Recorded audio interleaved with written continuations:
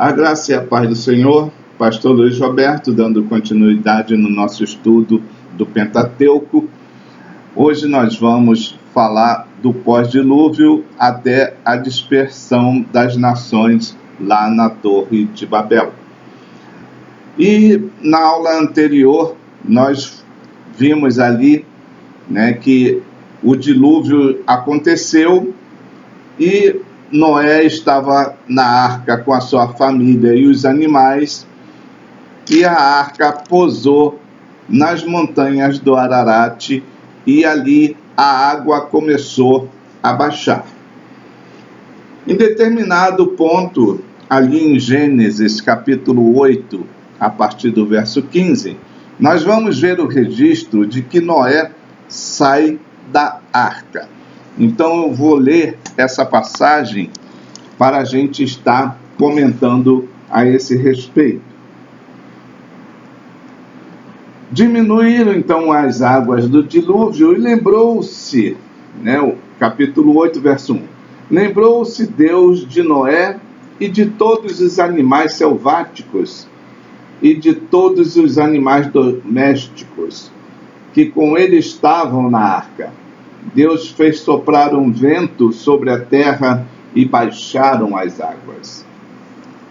Fecharam-se as fontes do abismo e também as comportas dos céus.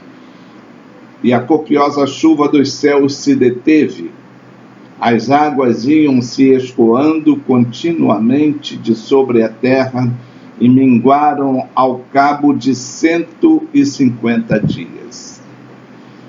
No dia 17 do 7º mês, a arca repousou sobre as montanhas de Ararat, e as águas foram minguando até ao 10º mês, em cujo primeiro dia apareceram as pontas, os cimos dos montes. Ok? Então a quantidade de água aqui nós podemos ver que foi um grande volume, que todos os montes, montanhas, morros estavam cobertos. E quando a água começa a baixar, esses montes começam a aparecer, a surgir de novo. Então Noé se prepara a partir do momento que a água está descendo.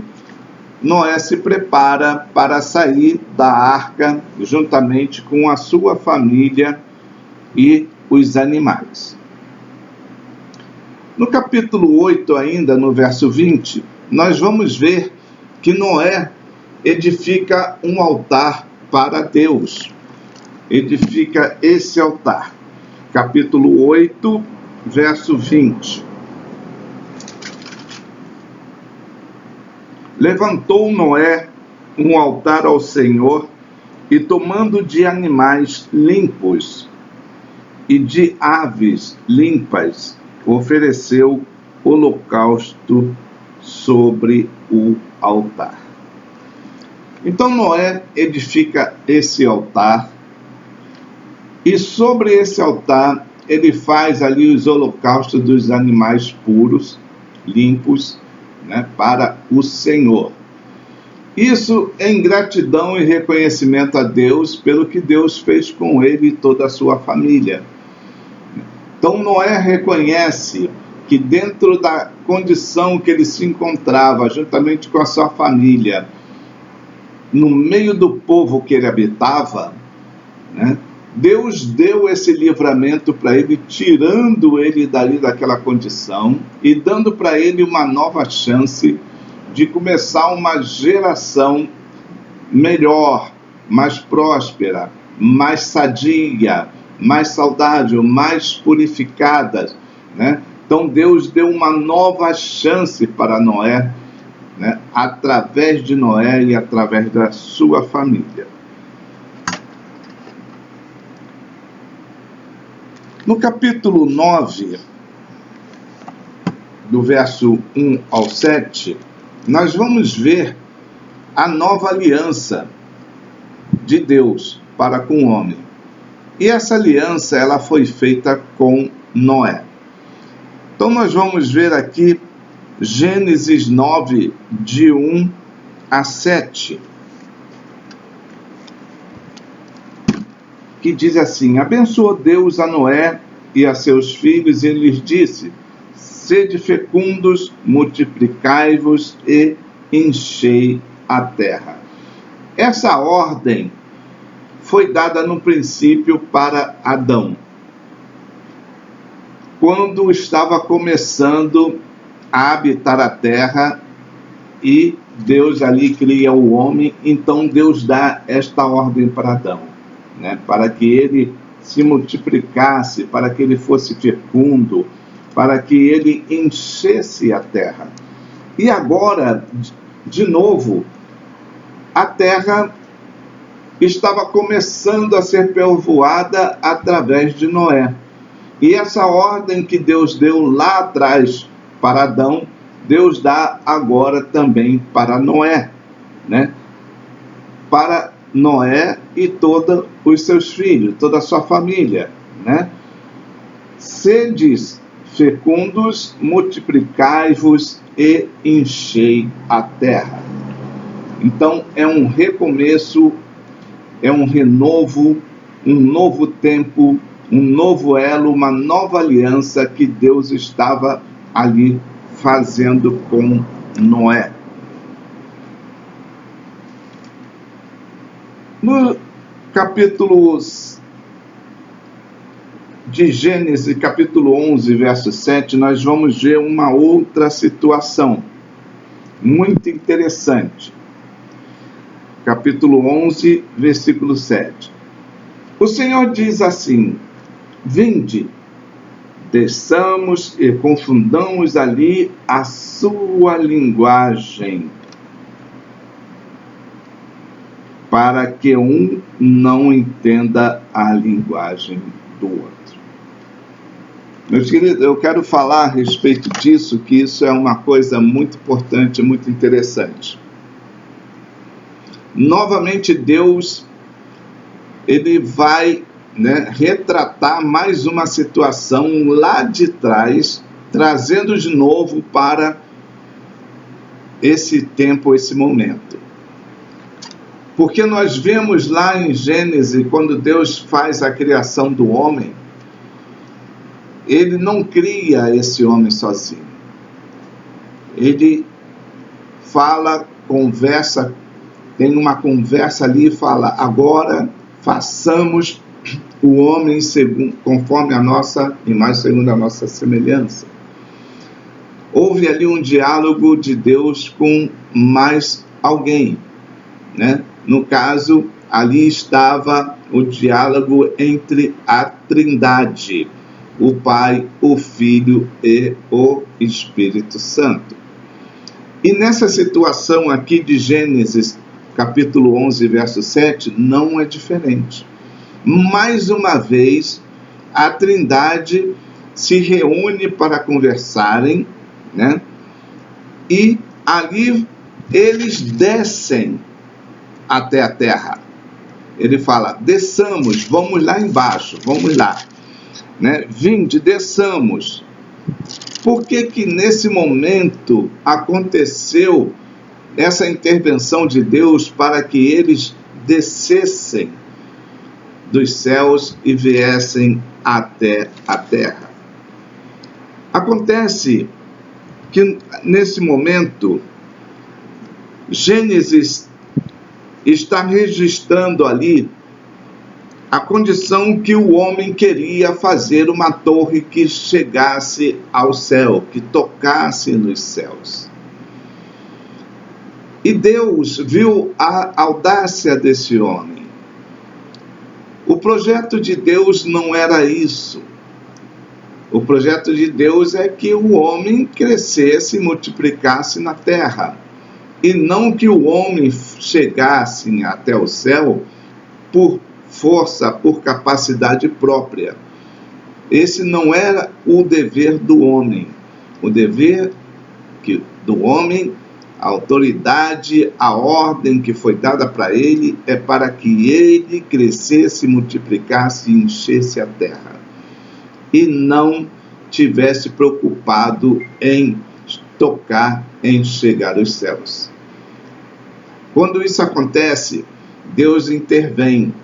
E nessa intervenção, ali conversa os três, o Pai, o Filho e o Espírito Santo novamente, para agir nessa intervenção divina, para que o homem não cometesse esse pecado, essa desobediência, né? Então Deus intervém ali. E o que acontece ali? A confusão das línguas. Porque nesse momento, né, já tinha se passado algum tempo, né, desde que Noé desceu da arca com os seus filhos. E isso aconteceu já depois de um bom tempo, porque a população da terra já estava grandiosa de novo, né? Mas aí, nesse determinado momento, o homem, naquele tempo, naquele momento, ele tem essa brilhante ideia de querer tocar os céus, de querer chegar aos céus, né? Parece ser uma coisa assim impossível para nós que Deus tenha intervido nisso. Por que Deus interviu, né? Sendo que hoje nós vemos aí grandes edifícios, arranha-céus, chega nem a arranhar os céus. A intenção deles era fazer uma torre que chegasse aos céus. E eles começaram realmente a edificar essa torre. Mas Deus impediu. Talvez eles não conseguissem construir a torre ao ponto dessa torre chegar aos céus. Mas esse não era o foco. A intenção é que prevalecia. Então Deus viu a intenção do homem. E quando ele vê a intenção do homem, Deus age, Deus intervém. Tá? Então Deus agiu na intenção do homem, porque não era para o homem ter esse intento de fazer essa construção com essa ideia de chegar ao céu. Então Deus ali intervém e aí traz uma confusão de línguas, tá? Espalha esse povo pela terra. E aí, dentro disso também houve um propósito de Deus, que aí os povos se dispersaram pela terra toda, né? Para o norte, para o sul, para o leste, para o oeste, e assim foi. E aí a terra foi mais povoada ainda, porque o intuito de Deus era que a terra fosse preenchida pela humanidade. Ok? Então a gente está vendo aí essa intervenção divina, tá? Que era o intento do Senhor para prevalecer a visão de Deus de povoar a terra e impedir no coração do homem a audácia dele querer fazer as coisas pela sua força, pelo poder limitado que ele tem, pela ciência limitada que ele tem, né? Então Deus interviu nessa situação, porque o projeto de Deus, o sonho de Deus era outro, tá? O sonho de Deus, encher a terra. O projeto de Deus, encher a terra através da coroa da sua criação. Então, esse era o propósito de Deus. E não o propósito do homem natural, do homem carnal, de querer fazer as coisas por si próprio. Toda vez que o homem intenta fazer alguma coisa sem a direção de Deus, essas coisas não prosperam, essas coisas não vão bem. Alguma coisa vai dar errado, alguma coisa não vai funcionar, alguma coisa vai prejudicar. E prejudica o quê? Prejudica o próprio homem. Ok?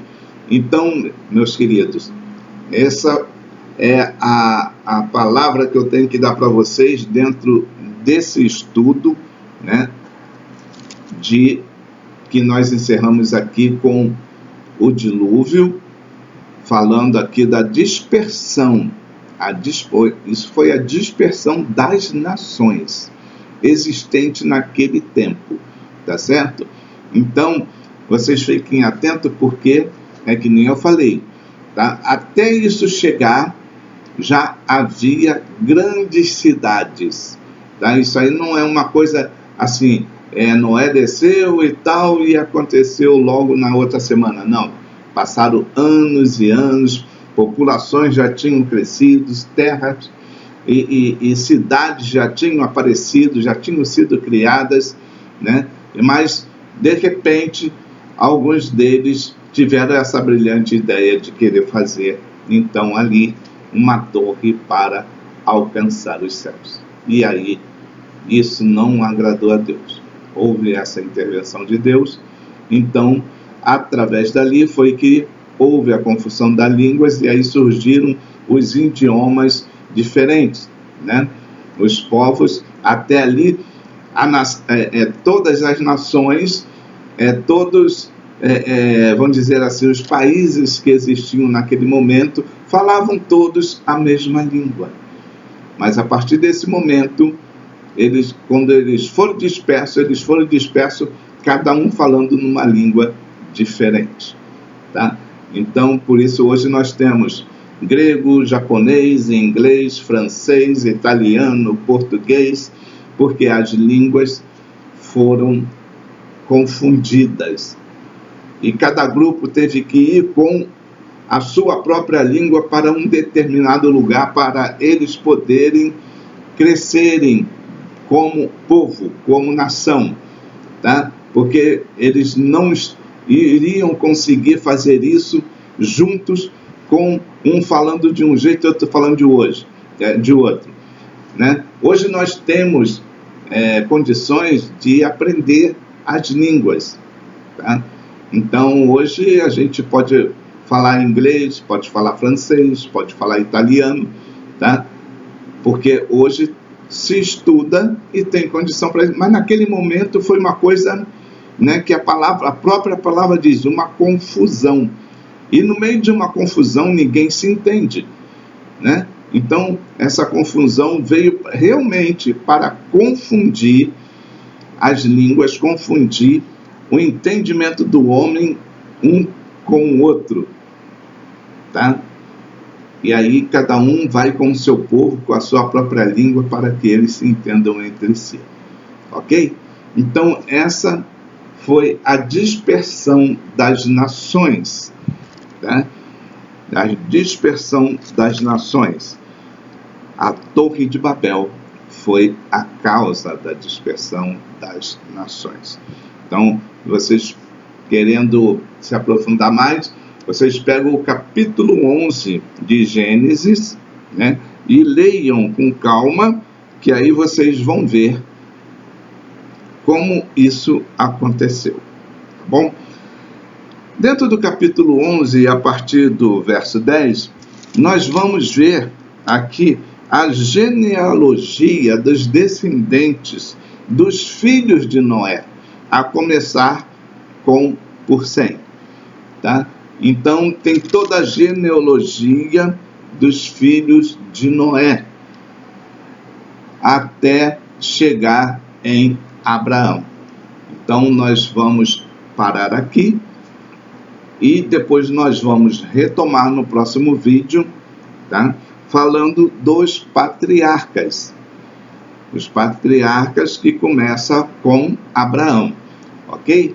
Que Deus abençoe a todos vocês, que tenham aí um bom estudo, se preparem para as próximas lições que nós estaremos produzindo aqui, e vocês precisam ver sempre mais de uma vez para reter mais o conhecimento, o aprendizado, né? E fazer as comparações bíblicas de vocês, analisando os textos, para que as informações se completam dentro da linha de pensamento de estudo de cada um.